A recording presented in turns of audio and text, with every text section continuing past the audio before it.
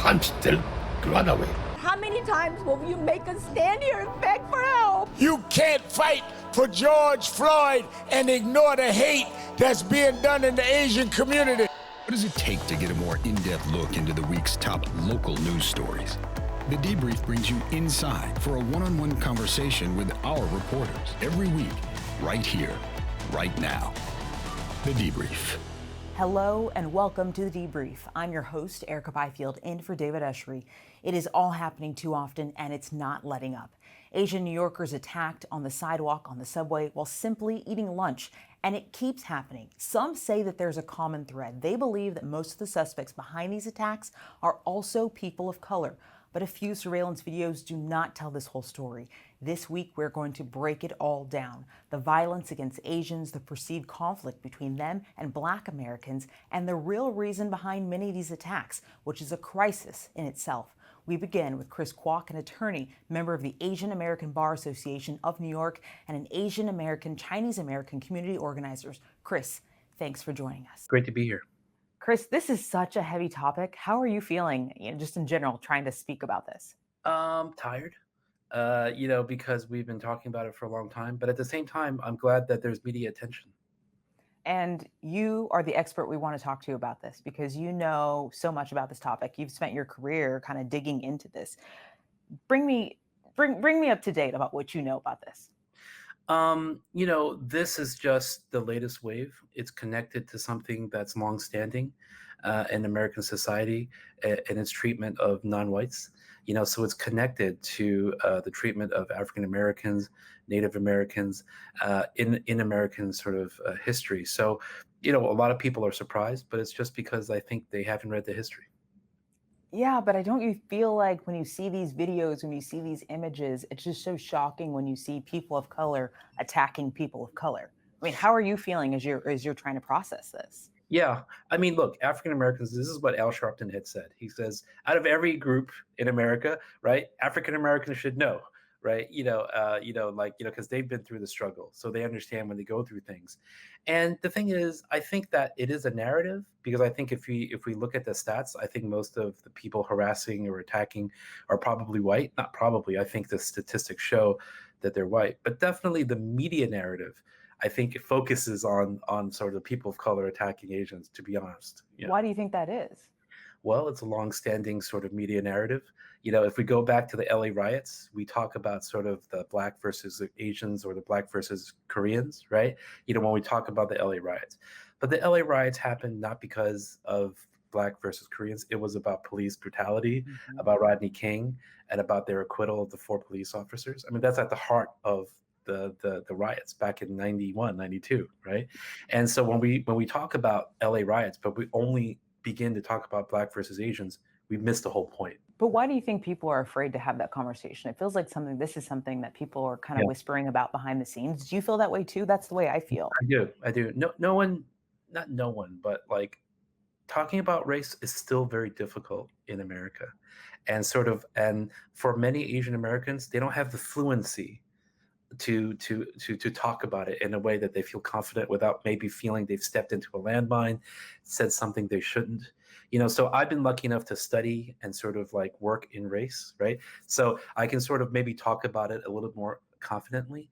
But for many people in Asian American circles, it's not everybody, but for I would say most, they don't have the fluency or the experience to talk about this topic, an important, critical topic to our country and to our communities, but they're not so sure they can talk about it sort of properly. So how do we change that? I mean, is this an education thing? Is it the politicians need to say, all right, everybody, let's come together? Or are we hearing too much of that and not enough action? Well, I think conversations like we're having right now are critical, and I think that, having these conversations in public, honestly, without sort of like, with people who know what they're talking about and who are sensitive to these topics, empathetic to people's experiences, knowledgeable about our histories, about how they are intertwined, how they can be used against us, how we can then turn it around and use it for good, if we're able to sort of look at it square in the face, is, I think, the way forward. There's no other way. The other issue here is that while we're seeing physical attacks, you touched on it a second ago, there are many more verbal attacks, and you feel like it's underreported. Absolutely. Because people like, if someone's just yelling, chink at you or go back to China or spit and then spitting at you, for the most part, they're not going to get arrested. That's why the reporting sites like Stop AAPI Hate have been really good, because they're like, no, just come and tell us what's happening so that we can get a measure of the harassment, that's rising because of COVID-19, because of Trump's rhetoric. And that has really helped us, sort of have this conversation, because without that record keeping data points of things that are not sort of crimes, right, but that are harassment incidents, we wouldn't be able to say, hey, there's 6,000 incidents between March of 2020 till now. And quite honestly, a lot of people have thought, oh, that's not very serious. People are just yelling at you and whatever. What's the big deal, right? But I think of those things as like things that indicate, like what happened in Atlanta, 8 people dead, but 6 of them Asian American women. They're leading up to those things. It's the fact that if you see an Asian person, you might blame them, you might feel angry, and then there's a whole spectrum of what you might do. Have you personally had anyone say anything like that to you? I haven't. I would say that personally. I feel like, I walk around and I'm a little wary, to be honest with you. I sometimes think like, should I go out today if I don't need to, and I won't go out? But I have not personally experienced or felt any of that. I've really felt positive stuff. I know personally, in the wake of what happened with George Floyd, all of a sudden I felt seen. Like I'd be walking down the street and I felt, we're in New York City, but I felt Yeah. seen, right? Like people would give me like some strange eye contact. I'm not sure that if you've noticed that in the wake of this as well. Right. Unbelievably, Asian Americans have felt seen for the first time in a long time. And that is new, at least in a generation, maybe more. Asian Americans have felt invisible for most of the time they've been in this country. And the history of Asian American is going back to the 19th century, in 1848, 1849. And they have existed here in America sort of on a conditional sort of promise, almost like, oh, okay, you can be here as long as there's a use for you. And as soon as your use for you is over or you cross some line, then there's violence or expulsion. Those histories are not well known. And they have always just sort of kept their head down and be like, well, I'm just happy to be here, right? And that's what they were told. And they kind of went along with it. And occasionally there have been sort of periods where they've burst into the public consciousness. I think that this era is the first time that Asian Americans have felt like seen in a really serious way. And I mean, I think it's connected to BLM, to Me Too. I really think that, some people are like, do I have to choose between those two? And I'm like, no, we're all fighting for the same things. We don't want an equal social society. We want an equal chance to just be human. We don't want to be pegged into any one square or circle. We just want to be who we are. And when you put on your lawyer lens, right, you have the luxury of being able to see this, hopefully, for many filters. So when you put that lens on, what do you think legally should be done? I mean, is there anything that can be done? One of the things that we've been doing is talking to district attorneys around New York City, because we're here in New York, right, about things that have happened. And, like people are not saying, some people are saying things while they're beating up people like, you don't belong here and you go back to China, go back to Asia. That's gonna be pretty clear cut a hate crime enhancement. But many of these incidents happen without people saying things. But even without saying the chink word or other things, there can be possible hate crime enhancements if you take other evidence into account. And they also have to understand sort of how Asian Americans fall into the hate crimes or into the racial sort of like framework of America, right? And that's one of the conversations we've been having with district attorneys that are hearing us or that are willing to sit down and listen to us. So those, because they have an enormous discretion in terms of deciding charges. And we don't want to over prosecute, because because we know how problematic, post everything, right? With George Floyd is just the latest. We don't want to over prosecute, but we want to make sure that these crimes, when they call for hate crime enhancements, are done so, and that they are not just sort of passed along and not cared. So as a lawyer, we spent a long time explaining how race operates with Asian Americans, because race operates with Asian Americans and African Americans and Latinos in related but different ways. And it's very complex.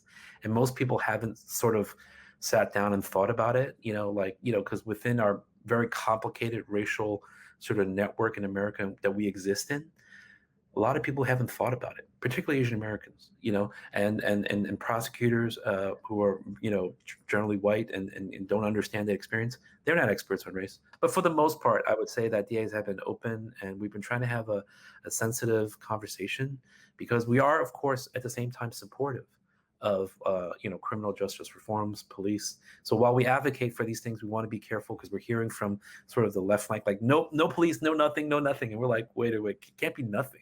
You know what I mean? Because there's no accountability, and people feel like they can just wail on people. And one of the interesting things is that I looked into the history. In 1850 in California, there was a Supreme Court case, California Supreme Court case, People versus Hall. 3 white robbers came upon a Chinese mining camp for gold. That's what they were there for, the gold rush. They were robbers. They killed one person, Lin Sing, who came to stop them. The one person was found guilty of murder, and he was to be hung. So great result, right? And the judge was like, don't think you can kill Chinese people, Native Americans or Black people in this jurisdiction and just be free. Don't think you can just do whatever you want. He appealed. There was a statute there, and then many other states had the statute that non-white people could not testify against white people in court. Native Americans, yes. And it's not something we learn, right? Mulattoes, Negroes, this is the statute, right? Could not testify against a white man in court, because there's no way that your testimony could take away the freedom of a white man, right? And that was the statute. That was written before the Chinese came in large numbers, right?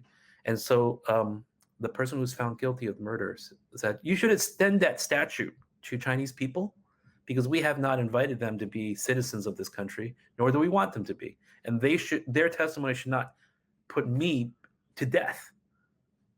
The California Supreme Court agreed with him and said, no Chinese person, even though it's not in the statute explicitly, they already said no Native Americans, no Blacks, no free Blacks, nobody. Mm-hmm. So they extended it to Chinese people, and he was freed.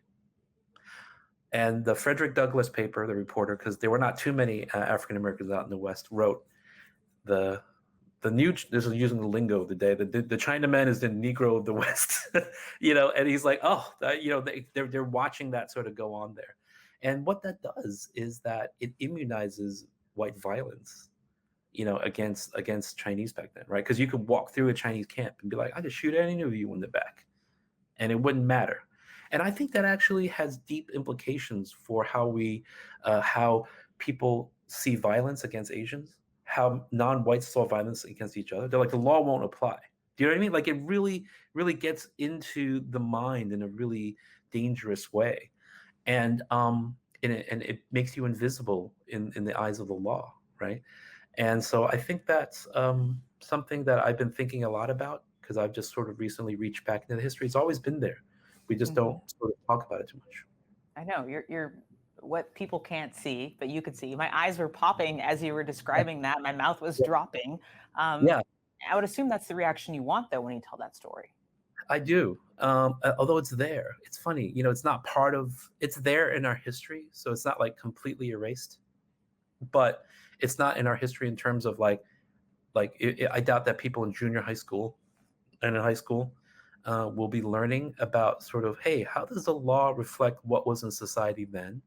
And once it comes off the books, because it comes off the books at some time, 50, 60 years later, of course, we know that when the laws comes off the books, they don't come off society in a very sort of quiet way, right? And I couldn't help but think about sort of, when we think about people of color violence, I wonder if there's some legacy of that. I've been thinking about that. You know what I mean? Because if people of color didn't used to be sort of part of the law, they were invisible to it.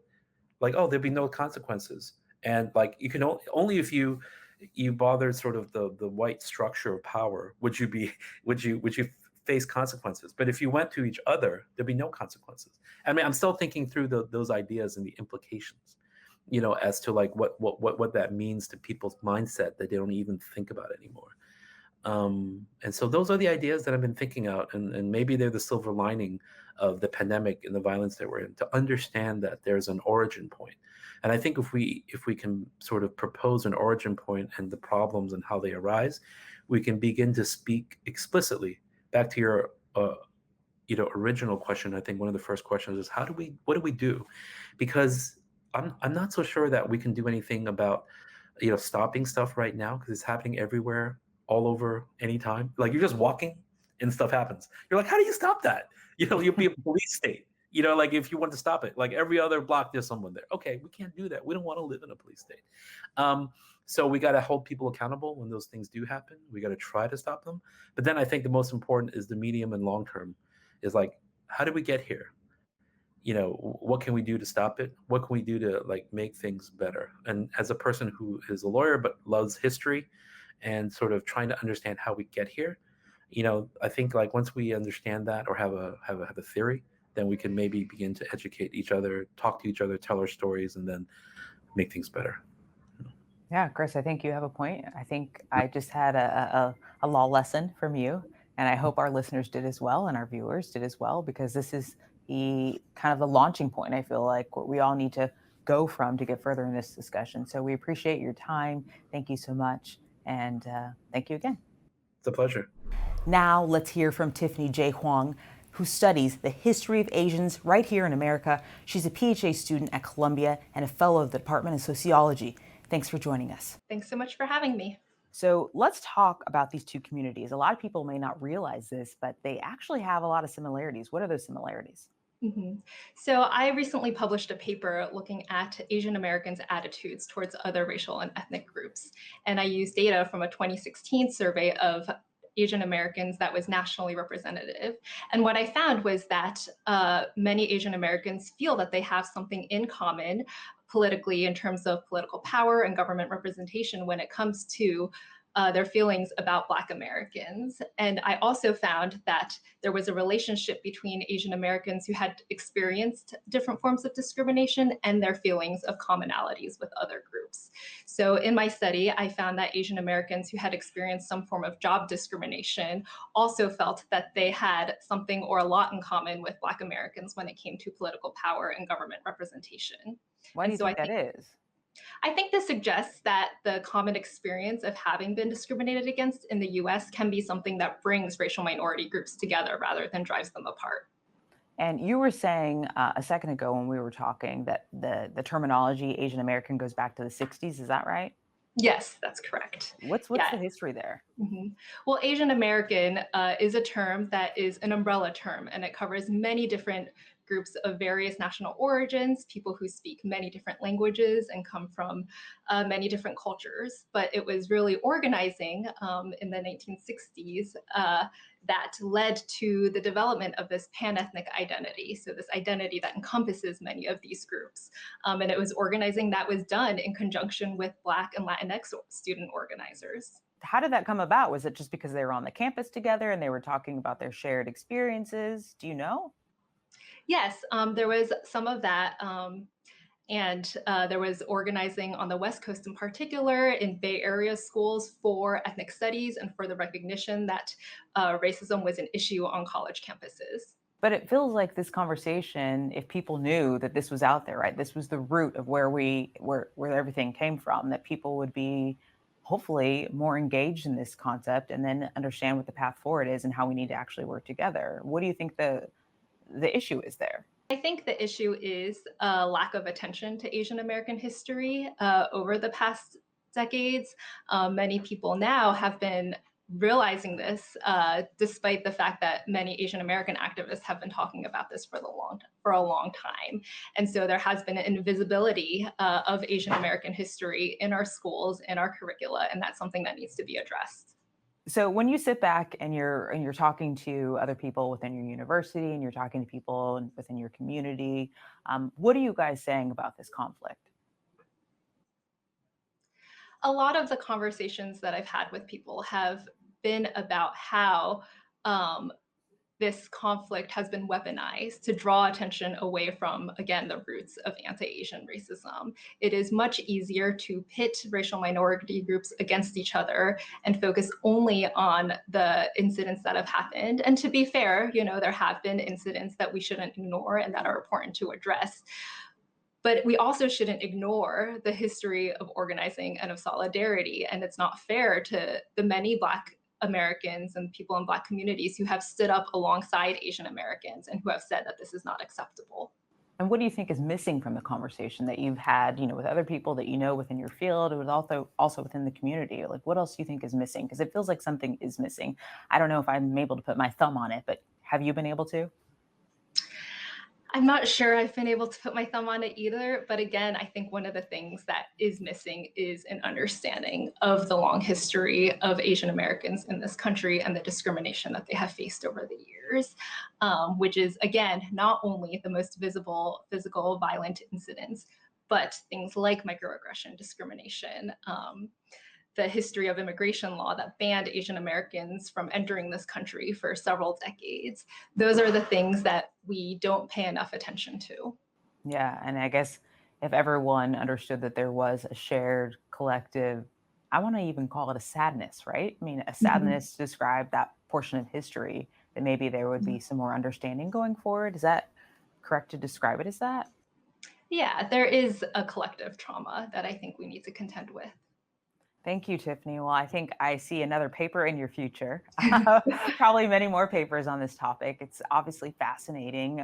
You've dedicated your career to doing this, and we see now, given what's happening within New York City and beyond, the need for doing something like this. We appreciate your time. Thank you so much for being with us, and we look forward to continuing this conversation with you in the future. Thanks again for having me.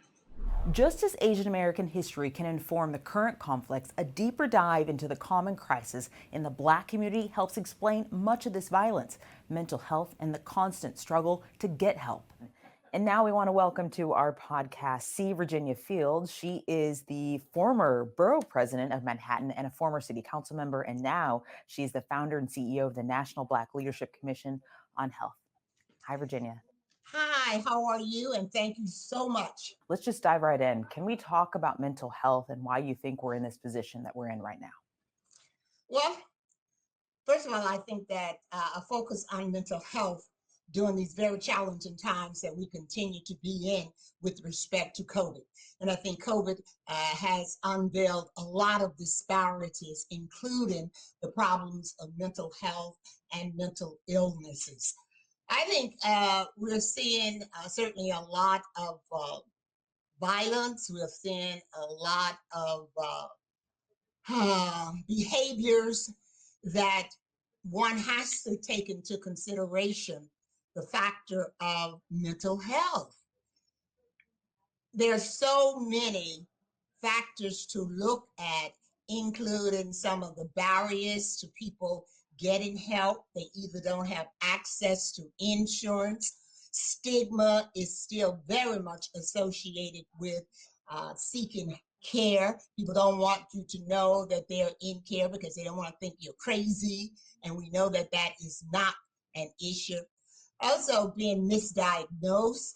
I've heard of many situations where people and family members have taken their family members to seek help. They've been misdiagnosed, so there have been missed opportunities. And then we have to look at other contributing factors: poverty, homelessness, social isolation. And today, we also have to be very mindful of what we're seeing on TV and what we're hearing. For example, when we are hearing, and all of us are hearing the same thing, Asians are responsible for the COVID-19, and for a person who is being challenged already, and perhaps seeing an Asian person and hearing what they're hearing, it triggers a reaction. So I think all of these factors have to be considered in terms of what we're seeing today. So do you think race is a factor? Absolutely. Race is a major factor in terms of, everything that we're seeing, because I think that when we think about race, it's, and mental health is much more complex than just saying race. But let's dive into that. So I think our listeners, our viewers could use like that deeper conversation on that topic. Right. Okay. I think we need to talk about, trauma. We need to talk about depression. We need to talk about why is it that let's say certainly Blacks, are not diagnosed as properly, that perhaps with earlier intervention may help to prevent long-standing problems of mental illness. We have to talk about poor access to care, because if a person is struggling with mental health issues and not able to get access to care, and we know that Blacks do not have access to care as needed. They're not insured, and even when care is provided, medication is not adhered to, and that gets you into other issues again of the rate of homelessness, the rates of poverty, and it's a whole discussion that we just cannot isolate one factor. So what's our path forward? I mean, this is just firing off so many questions in my brain. I mean, we all see that this is an issue. So how do we fix it? I think, first of all, we acknowledge that it is a problem. And you're talking about it on your podcast, and hopefully this will not be the last discussion, and we'll have a chance to delve into this much deeper. We have to recognize that it is a problem and that it is impacting our communities, and fight for changes in resources, making sure that we have resources for our for those who need the care, making sure that even in our own personal lives and family lives, when we come against with when we're confronted rather with these situations, help move beyond stigma. Let's talk about it, and not hopefully to help people not feel ashamed if they need care. So let's break down the stigma. Let's get the support that people need. If they are returning into communities, let's work with them and make sure that the medications are being adhered to, and be very positive about what it is that we want to see happen. The other thing about this, though, is while this is an issue and you're saying that you're seeing it too, a lot of the current politicians aren't saying it that way. They're just saying stop the Asian hate. They're not really getting at what else may be contributing to that. Do you see that as an issue? Absolutely. I see that as an issue, as well as a number of other things. Just for example, as we move from, of course, reducing the number of rates of coronavirus and into the vaccinations, we see a less focus on disparities that disproportionately impact Blacks, that made us more vulnerable to the virus in the first place. No longer on the front pages, people are moving away from it. So I do see the need for our legislators, our policymakers, to do just what we're talking about now. Address mental health, mental illness. Don't just say arrest the people and that will stop the violence. That will not do it. Let's stop the hate in our language. Let's provide the resources. Let's provide the care.